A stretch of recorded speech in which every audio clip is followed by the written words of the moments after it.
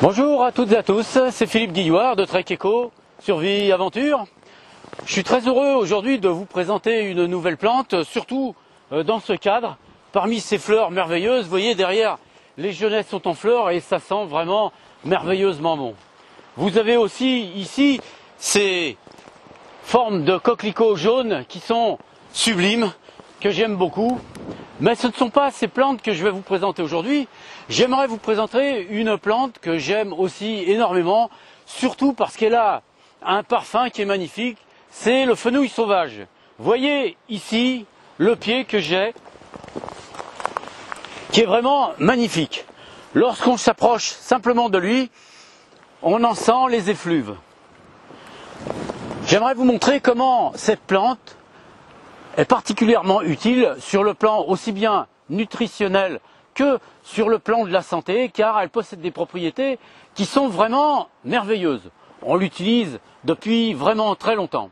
Je vous parlerai aussi d'une autre plante qui lui ressemble, pour laquelle évidemment il faut mettre quelques bémols, car c'est une plante qui souvent est classée toxique, bien que sa toxicité ne soit pas vraiment très importante.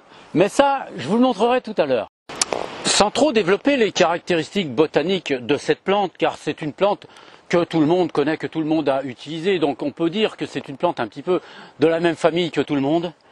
Cette plante possède une particularité, c'est que ses feuilles, comme vous le voyez, ne sont pas développées, ne possèdent pas un limbe qui s'est élargi. Ce sont des feuilles qui sont en réalité formées de tout petits fils, les uns à côté des autres, sur une nervure centrale. Et cette nervure centrale a la particularité, lorsqu'on s'approche du pied, d'être assez importante et d'engainer systématiquement toutes les nouvelles feuilles qui poussent. C'est-à-dire que, à chaque fois qu'une nouvelle feuille pousse, il y a une forme de gaine qui s'installe autour de la feuille, au démarrage ensuite de la tige qui se prolonge. Eh bien, ces gaines, ces tiges en quelque sorte, peuvent être consommées. Il y a plusieurs façons de les consommer, je vais vous montrer tout à l'heure. On peut les consommer tout aussi bien cuites dans un plat, mais on peut préparer aussi des petites friandises avec ces morceaux de la plante.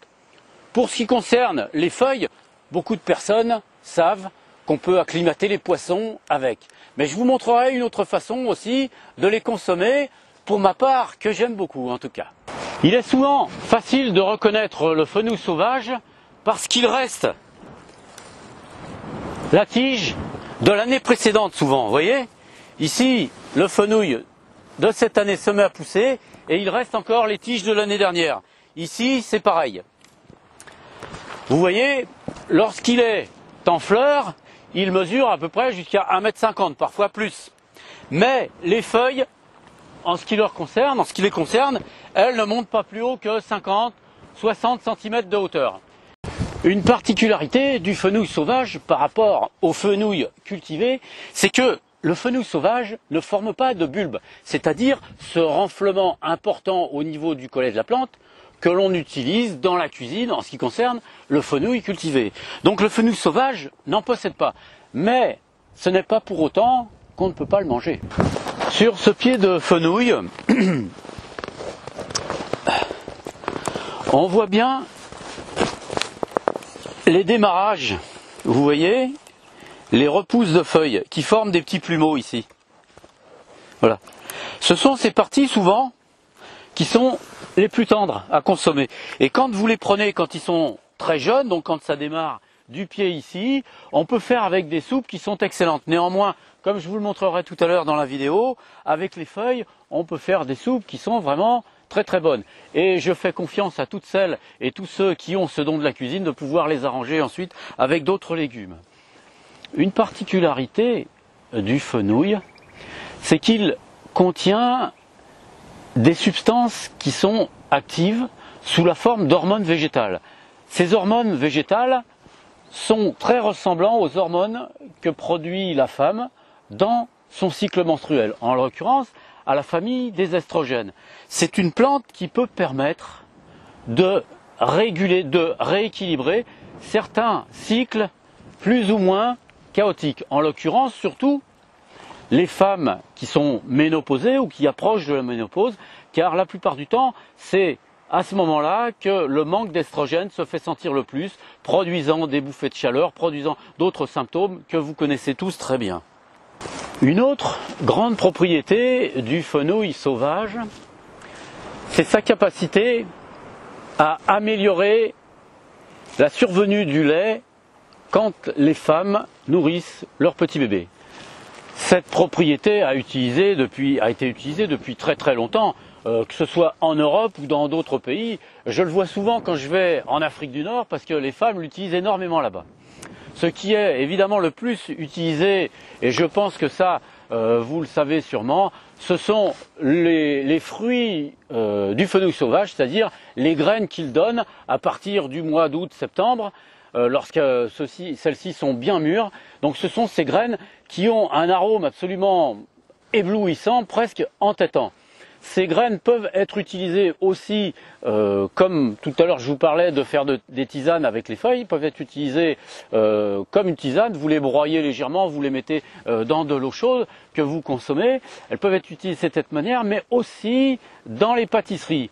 Et ce que j'ai vu souvent faire, donc encore une fois, en Afrique du Nord, dans les pays d'Afrique, c'est qu'ils l'utilisent concassés en les mettant sur le plat, parce que le fenouil a la propriété de pouvoir favoriser la digestion. Non seulement il entraîne l'appétit lorsqu'on le consomme au début du repas, mais pendant le repas, il permet de pouvoir mieux digérer et d'avoir moins de flatulence, c'est-à-dire avoir moins de gaz lorsque on consomme éventuellement des légumineuses ou des féculents qui ont tendance un petit peu à nous surcharger.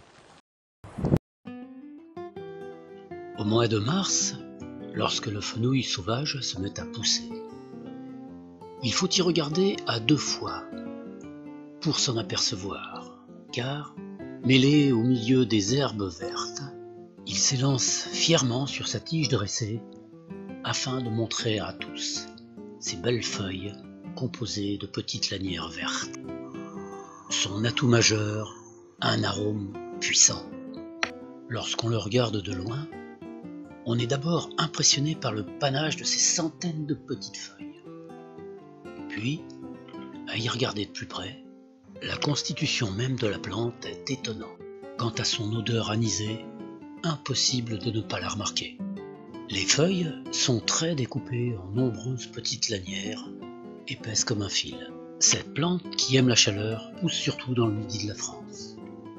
On utilise pratiquement toutes les parties de la plante à des fins médicinales. Semences, feuilles, tiges et racines. De nombreuses tiges partent d'un même pied. Elles sont toutes d'un vert pastel sur lequel de nombreuses lignes vert plus foncé se dessinent. Chaque feuille qui démarre de la tige enveloppe celle-ci fermement. En grandissant sous l'action de la chaleur, les feuilles petit à petit se dessèchent, laissant apparaître la tige principale, grande. Elle peut monter jusqu'à plus de 2 mètres. Si on observe celle-ci, on s'aperçoit très bien, encore, des feuilles qui engainent la tige à partir desquelles de nouvelles ramifications s'établissent. La tige ressemble presque à un bambou. Mais cette stratégie n'a pour seul but que de pouvoir émettre des fleurs le plus haut possible, afin que le jour venu, quand les fleurs auront produit les graines, le vent puisse les emporter au loin, donnant naissance à de nouvelles plantes. C'est autour du mois de septembre qu'on pourra ramasser ces graines.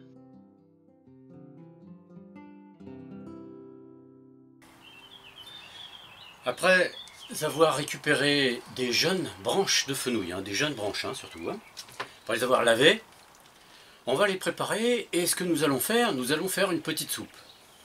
Ceux qui craignent pour le goût de l'anis seront surpris parce que cet anis, une fois qu'il va être cuisiné, va se dissiper fortement et il en restera juste une petite note qui est justement cette petite note qui va donner à cette soupe son bon goût fameux. Alors ce qu'il faut faire déjà, c'est couper ces branches en petits morceaux pour pouvoir ensuite les mettre dans la casserole. Et quand ce sera cuit, on passera le tout dans un moulin à légumes ou si jamais on a envie de laisser les morceaux, on peut laisser les morceaux tels que. Donc les morceaux tels que, ou alors à la fin, on le passe dans un moulin à légumes, vous allez voir tout à l'heure.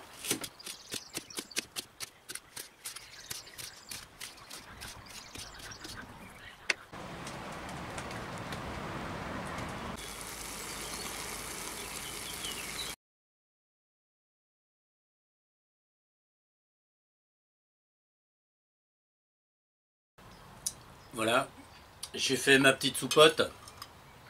Alors je l'ai fait très très simple pour vous montrer que ça suffit à elle toute seule. Ce qui est bien, moi je l'aime comme ça parce que c'est simple à faire. Hein. Ce qui est bien de temps en temps, on peut rajouter des racines de panais sauvage ou des pommes de terre, hein, enfin ce que vous aimez. Et ça lui donne un tout petit peu plus de consistance, c'est très très agréable. Il existe une plante dite toxique, ressemblant fortement au fenouil dont il faut se méfier. Il s'agit de la férule. Elle ressemble exactement au fenouil, en beaucoup plus important, en beaucoup plus grand. Regardez ici ce spécimen devant le chardon marin. Voici ses fleurs lorsqu'elles poussent, et la plante une fois qu'elle a fait ses fleurs. Elle peut mesurer plus de 2 mètres. Les bergers s'en méfient car parfois les chèvres meurent de manger cette plante. Ces fleurs sont beaucoup plus jaunes que celles du fenouil. Il y a bien un moyen de manger cette plante, mais il ne s'adresse qu'à des personnes étant déjà très habituées aux plantes sauvages. Eh bien, j'espère que tous ces renseignements, toutes ces infos vous seront utiles, que ces infos vous plairont, et pour ceux qui ne connaissent pas, eh bien, que cela les aidera à aller vers cette plante sauvage qui est vraiment merveilleuse, qui est vraiment très intéressante et dont le parfum est vraiment, je peux dire, enivrant. Sachez que on fait une huile essentielle à partir du fenouil qui n'est peut-être pas forcément autorisée à la vente en France, mais qu'on peut avoir dans des pays extérieurs. Et c'est une huile essentielle qui a des propriétés très intéressantes. Je vous invite pour cela à faire vos propres recherches sur Internet, comme ça vous dynamisera un petit peu, mais vous verrez que vous ne serez pas déçus. Je vous dis à toutes et à tous, à bientôt dans une prochaine vidéo. Portez-vous bien.